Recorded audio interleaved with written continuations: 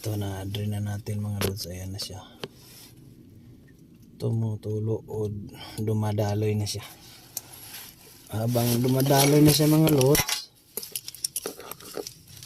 ay birahan na natin pangluwag mga lods. Kadina yung gamit natin mga lods.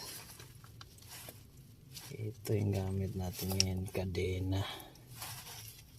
Mas matibay kasi ito mga lods. Hindi mo kayang putulin to.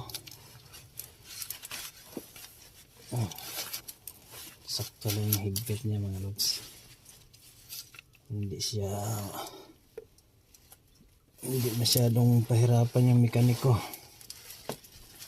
Higpit na hindi naman siya matanggal habang tumatakbo yung makina. Tumatakbo or the engine is running. Yun ba yun? Tumatakbo ang makina o tumatakbo yung sasakyan. Pwede rin hindi tumatakbo yung sasakyan. Makina lang. Engine is running. Yung kasi sa English running. If the engine is running, yan na yun. Ayan. Ito lang yung isa. Ganito lang yung trabaho natin. Hindi kasi tayo basta-basta dito magtrabaho mga lods. Magagalit yung boss natin. Masyadong stricto yung boss natin mga lods. Kaya yun. Good morning sa lahat. Ito yung trabaho natin ngayong umaga.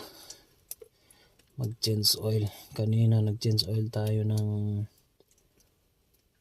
EX120-5. Change filter. Yan yung ginawa natin kanina. Tapos ito naman yung sunod. Mamaya naman yung Daihatsu naman. Yung turbo na Daihatsu A-tray. Daihatsu A-tray. Mahirap pa gantong panahon kasi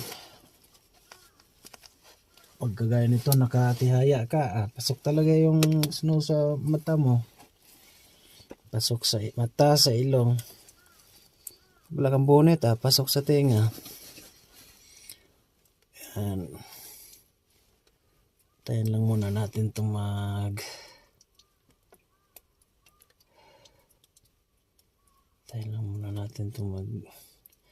hanggang sa tumigil siya mga lods. Tumigil siya sa kanyang